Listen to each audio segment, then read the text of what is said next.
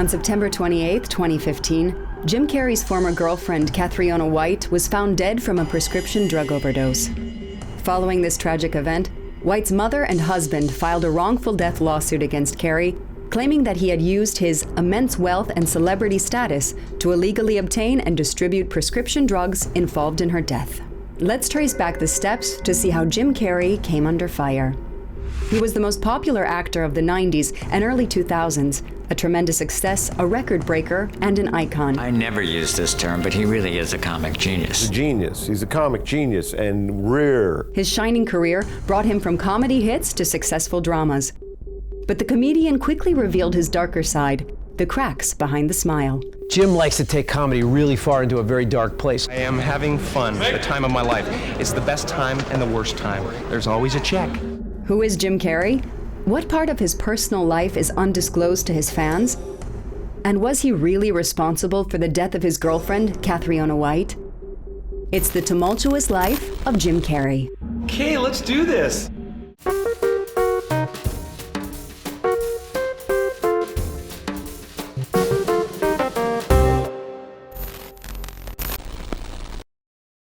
This story started in Toronto. He grew up in a modest home and quickly showed a talent for comedy. Jim Carrey was far from the Hollywood world. Growing up in a middle-class family in Canada, nothing could have prepared him for the drama that would later occur in his life. There is this famous story that he would have his father drive him into the downtown core of Toronto after he'd finished his homework for high school so that he could perform at various comedy clubs. Now, these didn't always go very well. He was so dejected after nobody laughed at one of his impressions or one of his jokes that he vowed never to do comedy again. For a while, his family's financial struggles made it difficult for Carrey to fulfill his ambition. But when his family found stability, Carrey was able to develop his skills as an entertainer, and he quickly went from open mic evenings to paid shows.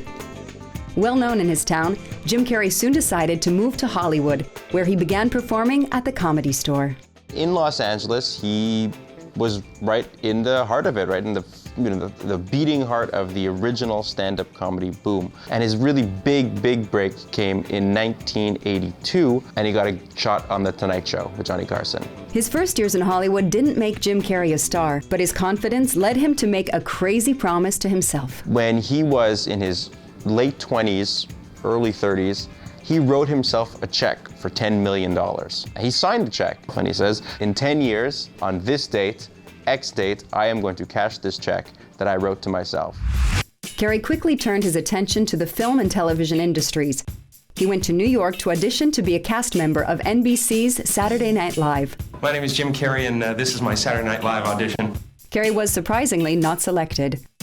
However, he found another position that would rapidly make him a TV star.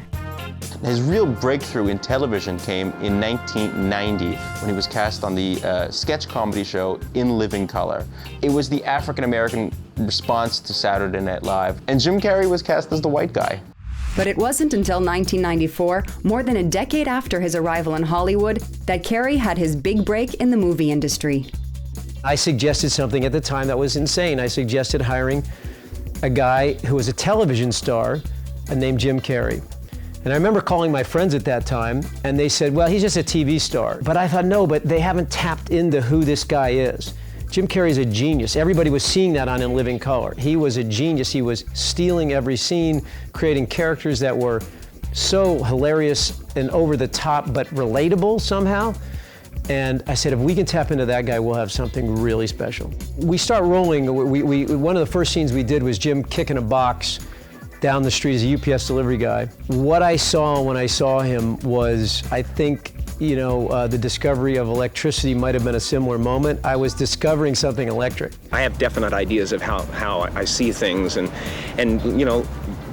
luckily Tom and I get on together well, and he's open to my thoughts and stuff, and he has the ultimate say, but I am such a good powder.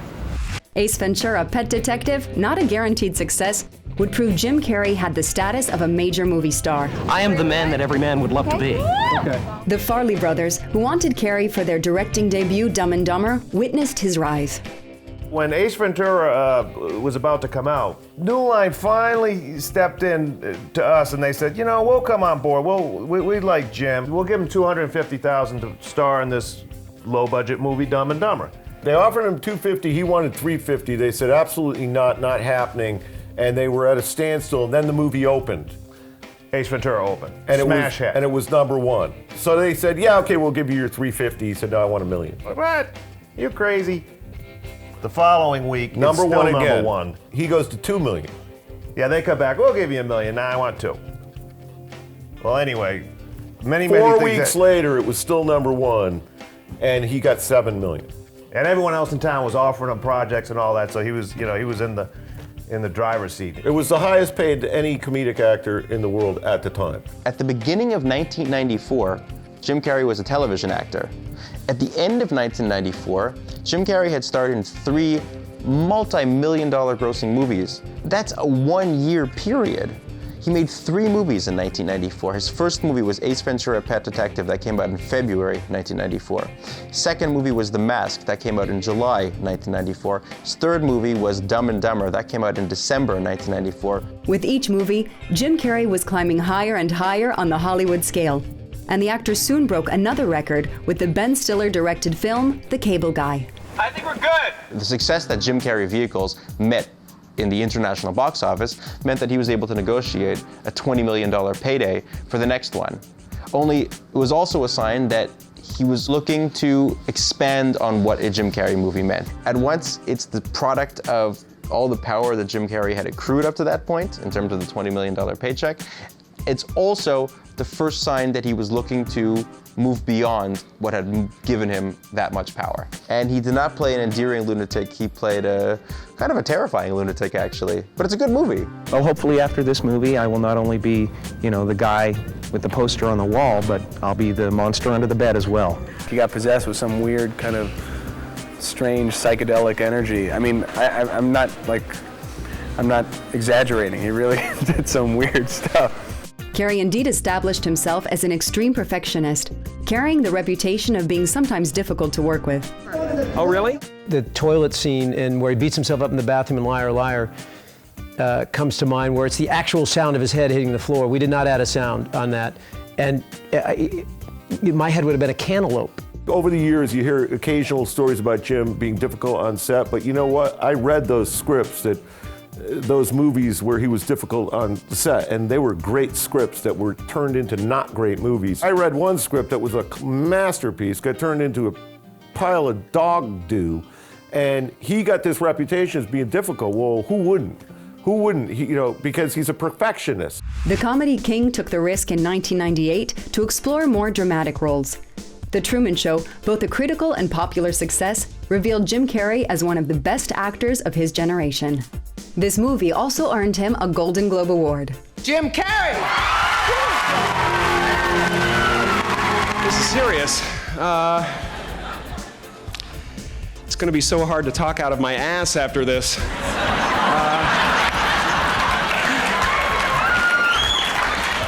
But I'll manage. If his first visualization was to see himself cashing that $10 million check, I have to imagine that his next visualization was to see himself with an Oscar in hand. Truman Show was the first one. Great reviews, Golden Globe nominations, come Oscar announcement, zip, nil, bupkis. Why? Because there was still this belief that he had to prove himself. But the perfectionist was about to go a step further and reveal a more disturbing aspect of his persona. In 1999, Carrey was cast to portray comedian and performance artist Andy Kaufman in Man on the Moon. The movie, directed by legendary director Milos Forman, offered Carrey his second Golden Globe for Best Actor. Great job with Man on the Moon. He completely lost himself in the character. But the making of the movie happened to be chaotic. Documentary Jim and Andy, The Great Beyond, released on Netflix, alternates between contemporary interviews with Carrey and first-hand footage of the making of Man on the Moon. Universal Pictures buried those images for 20 years, scared that the footage would destroy the reputation of the actor. We can see Carrey remaining the character the entire shoot, pushing his dedication to the edge of sanity, creating tension and frustration among his co-stars.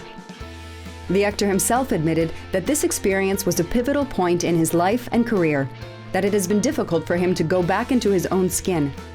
Despite his wild commitment, the actor failed to get the Oscar nomination he was going for. It came up short. It was the industry saying, no, know your role. You're the comedy guy. You're the funny guy. You're never going to be the Oscar darling. Know your role and occupy it. And he did. Coincidentally, his next project saw him playing a schizophrenic character. It was the Farrelly Brothers movie, Me, Myself, and Irene, maybe Carrey's greatest achievement in comedy. Carrey was still at the top of his game, his sometimes odd behavior hidden from plain sight. But his career was hiding a painful secret. For many years, Carrey had been treated for depression. There's no bigger cliche than the crying clown, the man who laughs on the outside because he's crying on the inside, but it's also a cliche because it happens to be true more often than not. You know, there's a darkness there that had probably been there since the very beginning. That externalization that everything, you know, of what he did was in part a way to drown out some of the darkness and the unpleasantness that was innate and already inside of him. But his condition was never apparent in front of the camera, even during some of his most challenging movie shoots. The 2000s Christmas hit, How the Grinch Stole Christmas, might be his greatest challenge so far. It went to a whole other dimension, and he learned how to work with the prosthetics, but it really destroyed him. I mean, emotionally, it turned out he was claustrophobic. And by the time he put on the suit and then the contact lenses, you know, he was having a physical and physiological and emotional reaction, and yet he would not back away from it. He wouldn't let us refine it. I thought it was incredibly courageous, but there were times when, I swear to you, Jim was literally in the Grinch costume, laying on the floor, trying to calm himself down, even hyperventilating, having to breathe into a brown paper bag in order to get through the shooting day. And so it was that arduous. And yet, when the cameras would roll, what he could create, it was really jaw-dropping. A French director soon noticed Jim Carrey's unseen personality and pushed him to explore it. So I noticed and I went to see Jim Carrey on his previous shooting that was Bruce Almighty, and I noticed during the take he was doing the show, and sometimes he has to reset the take without cutting the camera. He has to go back up the stair and do again. And he was going back up the stair and he was not acting, I liked him at this moment because he was sort of lonely, and I remembered him from Living in Color, and he was the only white guy and he felt sort of lonely, and I really liked him. And I liked, of course, his comedy as well, but I noticed glimpses here and there of a great Jim Carrey that didn't know why he was doing what he was doing. Michel Gondry allowed the actor to sink into his own depression to nourish his character. Jim Carrey later reflected on this vulnerability. Eternal Sunshine was so much. Before the shoot, I was very heartbroken. When I met Michel Gondry, he looked at me over lunch and he said, "Oh my God, you're so beautiful right now. You're so broken, I love it. Please don't get well." Because the movie wasn't shooting for another year, so he asked me not to get well.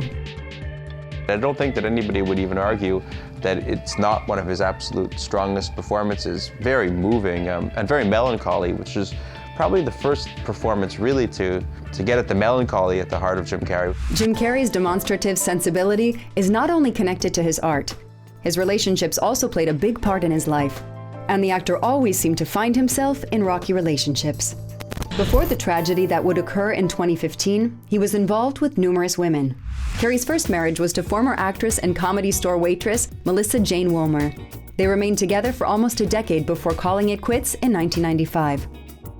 This relationship gave birth to the funny man's only child, Jane Erin Carrey. Carrey's second marriage was to Lauren Holly. They were co-stars in the film Dumb and Dumber and were married for a brief period of time. After her, he didn't get married again, but had long romantic relationships with a few women, most of whom were fellow actresses. After meeting on the set of Me, Myself, and Irene, Jim Carrey and Renee Zellweger had a very public romance. Renee says that she fell in love with you after the film. At what point did you fall in love with Renee? Well, she's lying. But I think we had a lot of feelings for each other all the way through, but we had a very, very natural, very old-fashioned courtship, and it's a beautiful thing. They were engaged from 1999 to 2000. Then Carrey met model and actress Jenny McCarthy in 2005 and made the relationship public in June 2006. But in April 2010, the two ended their relationship. That same year, his daughter gave birth to a son, Jackson Riley, making Carrey a 48-year-old grandfather.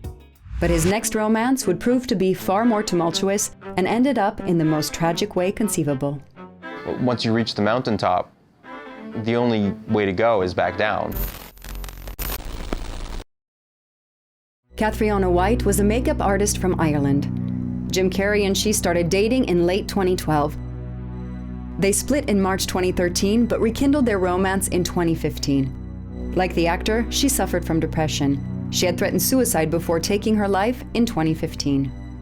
She passed away on September 28th after overdosing on a variety of prescription pills at her home in Los Angeles. Before committing suicide, she wrote on Twitter, "Signing off Twitter, I hope I have been a light to my nearest and dearest. Peace and love to you all." Cathriona had reportedly split from Carrey 5 days prior to her death on September 23rd. Her death also came just 2 days after the anniversary of her father's death. But despite their problems, Jim admitted her death left him devastated. "I am shocked and deeply saddened by the passing of my sweet Cathriona. She was a truly kind and delicate Irish flower, too sensitive for this soil, to whom loving and being loved was all that sparkled." Cathriona's funeral was held in her hometown in Ireland. Prior to the day, it was reported that Jim was flying to Ireland with his daughter Jane, and her family wanted him at the service as they knew how much he meant to her. Jim was pictured carrying the casket from her Requiem Mass to the burial during the service. His last big movie project before the tragedy took place was Dumb and Dumber 2.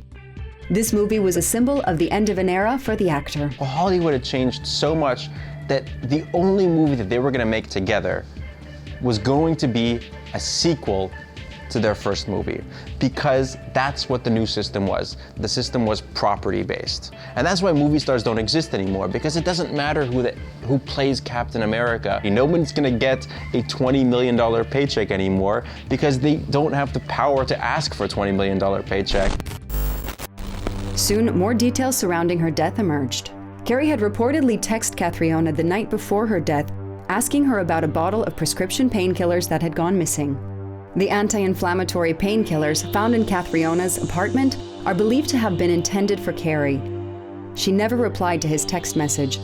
The last known activity on Cathriona's phone is reported as being a 3-minute FaceTime conversation with Carrey before he sent the text message. Around the same time, further details appeared surrounding her suicide note, a lengthy letter to Jim. In it, she wrote, "I've spent 3 days now in disbelief that you're not here. I can go on brokenhearted and try to put the pieces back. I could, I just don't have the will this time. I'm sorry you felt I wasn't there for you. I tried to give you my best part. Please forgive me, I'm just not for this world." Cathriona is reported to have signed off as Dewdrop, which may have been a pet name for her. 2 months later, Cathriona's husband, Mark Burton, a friend she married in 2013 in order to obtain a green card, came out of the woodwork and made a shocking claim about Carrey. He filed a lawsuit against Carrey, claiming he obtained and distributed the pills that ended up killing White. It stated, "This is a case about Jim Carrey using his immense wealth and celebrity status to illegally obtain and distribute highly addictive and, in this case, deadly controlled substances." 1 day later, Carrey released a moving statement responding to the lawsuit filed against him. "It would be easy for me to get in a back room with this man's lawyer and make this go away, but there are some moments in life when you have to stand up and defend your honor against the evil in this world. Kat's troubles were born long before I met her, and sadly her tragic end was beyond anyone's control. I really hope someday soon people will stop trying to profit from this and let her rest in peace." The lawsuit was soon updated with even more disturbing details. Burton claimed Cathriona believed she'd contracted herpes type 1, herpes type 2, and gonorrhea from Carrey, implying this was a factor in her decision to take her own life. In a note written by Cathriona on her iPad in 2013, only discovered after her death, she blamed the actor for exposing her to a debauched life of sex and drugs and scorned him for giving her herpes. A text exchange between the couple in January and February of 2013, during their short reconciliation, shows that Cathriona had been concerned about bumps on her genitals. Carrey appears to have attempted to defuse the situation. Cathriona's mom got involved in October 2016 and filed her own lawsuit against Carrey. She claimed her daughter contracted 3 sexually transmitted diseases from Carrey, and when Cathriona confronted Jim about them, he allegedly dumped her after calling her a whore. She stated, "As a family, we want the world to know the truth about who Jim Carrey really is. A man that will give your daughter 3 STDs, lie about it, call her terrible names and demean her, uses high-priced lawyers to try and shut her and her family up, and then give her illegal drugs." Apparently, Cathriona eventually agreed in 2013 to sign papers and stay quiet about her alleged STDs as she was scared of him. Later that month, Carrey filed a 10-page document slamming claims he gave Cathriona 3 STDs or had provided her with the drugs which killed her. He wrote, "Between 2012 and 2015, I was involved in 2 romantic relationships with Cathriona White. Although there were times during this period we were broken up, for much of the time between 2012 and 2015, we were together as a couple, including after she reached out to me in November 2014 to reconcile and resume our relationship, which lasted until her death." In addressing the accusations that he had given White sexually transmitted diseases, he claimed that she often fabricated stories when upset. Normally, Kat was very sweet, but when she felt rejected or upset, she was prone to making up horrible stories. Despite the rocky ending of our first relationship, Kat and I decided to put our breakup behind us and start seeing each other again. What followed was a new relationship with 10 wonderful, loving months together of the most beautiful relationship ever. A 20-day trial was set for 2018. In addition to the sadness of losing a loved one, Carrey's entire reputation was tarnished by this horrible tragedy. Was he going to be proven guilty? After Cathriona's death, Carrey's movie career went through a quiet phase. He first turned to painting to heal and to protect himself from public scrutiny.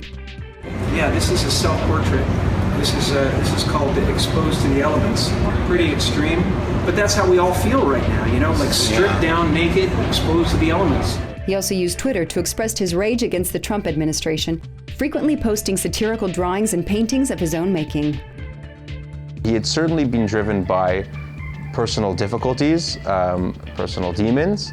From the 1980 till 2000, so over the first 20 years of his career, I think that pushed him in a very standard Hollywood way to excel, to achieve, to become a kind of type A performer, a type A ambitious movie star who wants to sign the next big paycheck. And then I think that once he reached that point and operated on that level for a substantial period of time, there was this sense of, well, that's all it is, you know? Like, I've gotten there, why haven't I dimmed these voices? The Cathriona White trial was approaching, menacing the actor more than ever. But his lawyer discovered new elements to his benefit. White allegedly had breast augmentation surgery prior to her death and had been prescribed painkillers and other pills that allegedly led to her overdose. We know she had breast surgery that month. We know she had oxycodone prescribed to her. But the most important piece of evidence in defense of Jim Carrey was yet to be revealed. The actor's lawyer claimed Cathriona White forged medical records to make it appear that she had no STDs before meeting Carrey. At the beginning of 2018, and after 3 years of suspicion, it finally emerged that Carrey would not face trial for causing his girlfriend's death after lawyers alleged she blackmailed him with fake STD test results. But could the actor put his dark past behind him? Jim Carrey has been through the most difficult time of his life, innocent, but not unarmed. It quickly appeared that he was a changed man. He stopped seeking fame and success as he used to, and in a series of disturbing interviews, he even told journalists that he never really existed, that he had no interest in this character called Jim Carrey. We're not actually here in an absolute sense. Yes, but we are live. In the Veda Vedanta sense, we don't exist at all. We are going through that lens. However, he has still found interest in his work as an actor. He chose not to hide from the public eye anymore, and he made a major comeback as the star of the TV show, Kidding. Show where he plays a talk show host dealing with his own traumas and his own grief. But when people talk about him, they're not talking about that show. They're talking about the fact that he got into a Twitter war with the granddaughter of Benito Mussolini because of a painting that he did. That's what celebrity is as well. Celebrity isn't the carefully curated magazine covers and the carefully curated talk show appearances. After being through scandals and lows, Jim Carrey is still here, relevant and dedicated to his craft. He is still the symbol of an era and an absolute reference for any comedy lover. I just don't think that there's been that many new comedic stars to come out in the post-Jim Carrey, post-movie star era. However, the Cathriona White tragedy scarred his life forever. More humble, Jim Carrey has entered a new chapter in his life.